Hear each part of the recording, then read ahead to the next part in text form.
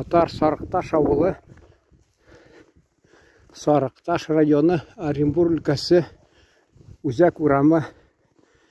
1,5 ел элекме келіп мен мұнда видео түсірген едім. Қазір мен жаңадан қонақта.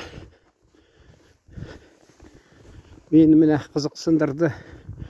Саф татар тілінде yazғанlar, бір тілде yazғанlar. Исән йөреп, исән қайт, сені күтә туған яқ.